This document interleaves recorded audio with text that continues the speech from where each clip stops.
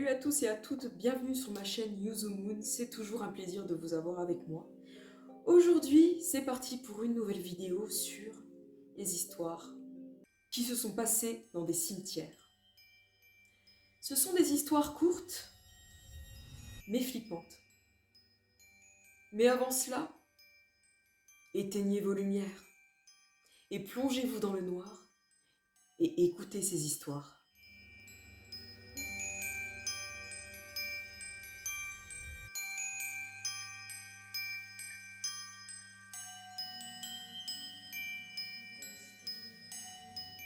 Ouvrons ensemble le bal de l'horreur, qui parlera d'un petit enfant qui a pris en photo le fantôme d'un soldat de la Première Guerre mondiale.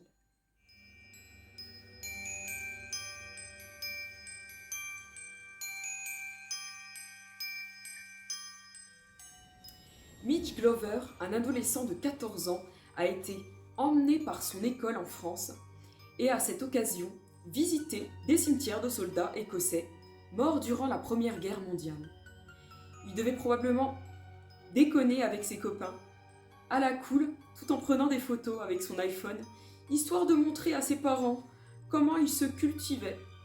Et puis sur une de ces photos, il y avait un truc bizarre, très bizarre même, tout à fait semblable à un fantôme de soldat écossais, en kit, autant dire qu'il a flippé.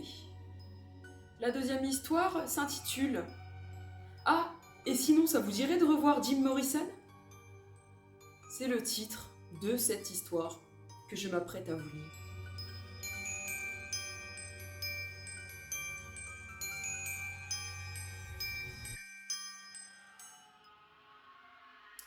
Brett Messner est un historien du rock assez célèbre. En 1997, il se rend au Père-Lachaise pour faire un petit coucou à Jim Morrison, ex-chanteur de Doors, très mort, et depuis un moment il se fait photographier devant la tombe. Et puis il fait développer ses clichés. Et puis là, il a une surprise. Parce que sur son cliché, on voit tout simplement Jim Morrison en train de se déhancher. À ce jour, on n'a pas pu prouver le photomontage. Histoire suivante. Encore une histoire de fantôme, moins connue ce coup-ci, et plus vieille.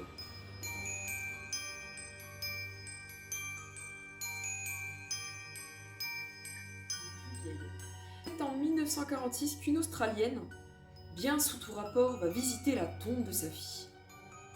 Puis elle prend une photo souvenir, sans doute parce que ça devait faire chaud au cœur en Australie dans les années 40 de se mater la photo de la tombe de sa fille.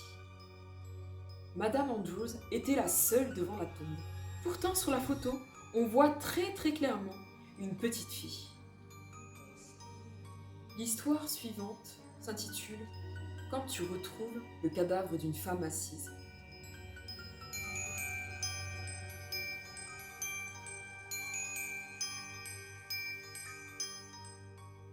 Au petit matin, en se rendant au cimetière où il travaillait, un autre utilisateur de Reddit affirme avoir vu une bagnole mal garée devant l'entrée principale. Après avoir franchi la porte, il aperçut la silhouette d'une femme assise contre un arbre. Rapidement, il se rend compte que cette femme porte un foulard qui l'a étranglée et qu'elle est entourée de sang. Surtout, son cadavre est vraiment parfaitement assis, comme s'il avait été placé dans cette position. Après enquête, les policiers ont retrouvé une lettre de suicide dans la voiture. La femme venait de perdre sa fille. Mais alors, la position de son corps n'est pas explicable. Histoire suivante. La femme qui meurt à l'enterrement de son ami.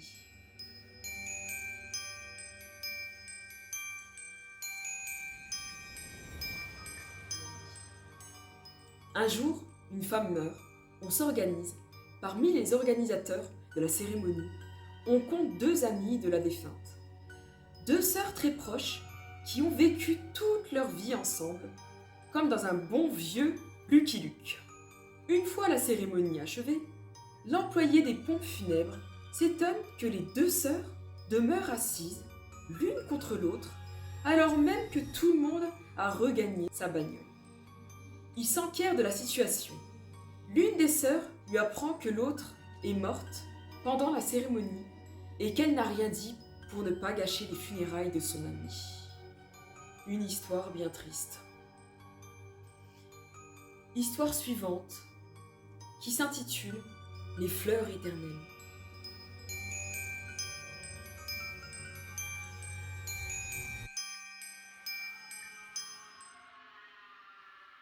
L'un des travaux de gardien de cimetière consiste à réouvrir les caveaux pour permettre aux nouveaux morts de rejoindre leur aîné.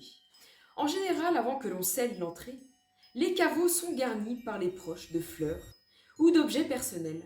Or, récemment, un utilisateur de Reddit raconte avoir ouvert la crypte abritant un couple mort dans les années 90 pour y faire de la place pour leurs enfants. Or, des fleurs qui avaient été placées là, à cette occasion, étaient parfaitement fraîches, pas du tout fanées, pas du tout flétries. Et après examen, il s'est avéré qu'il s'agissait bel et bien de vraies fleurs. C'est vrai que c'est assez surprenant. Surtout pour des vraies fleurs. Ah là là. Après ces quelques petites histoires que je vous ai racontées vraies et flippantes, qui ont toutes eu lieu dans les cimetières, permettez-moi, mes petits youzous, de terminer sur une histoire paranormale. C'est les histoires qu'on préfère généralement. Cette histoire s'intitule « Affaire du col Dyatlov ».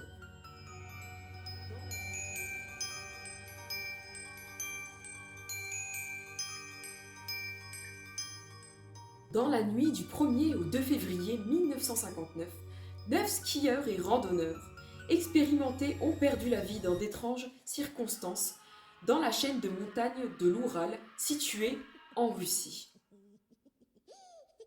Le but de l'expédition était d'atteindre Autorten ou Autortan, je ne sais pas comment prononcer, une montagne à 10 km au nord du lieu où allait se produire le drame. L'absence de témoins oculaires a donné naissance à de nombreuses spéculations. Les enquêteurs soviétiques déterminent uniquement qu'une force irrésistible inconnue causa la mort de ces personnes. Les enquêteurs supposèrent que les randonneurs sortirent de leur tente nu-pieds dans la neige. Leur corps ne présentait pas de signes de lutte, mais 2 victimes présentaient des crânes fracturés, 2 des côtes cassées, et il manquait la langue de l'une d'entre elles. Selon certaines sources, les habits de 4 des victimes présentaient des niveaux élevés de radiation. Toutefois, ce dernier fait n'est pas mentionné dans les documentaires contemporains du drame. Après les funérailles, les parents des morts affirmèrent que la peau des victimes était d'une étrange couleur brune. Un autre groupe de randonneurs, se trouvant à environ 50 km au sud de la montagne, ont affirmé avoir vu d'étranges sphères oranges dans le ciel au nord de la nuit du drame.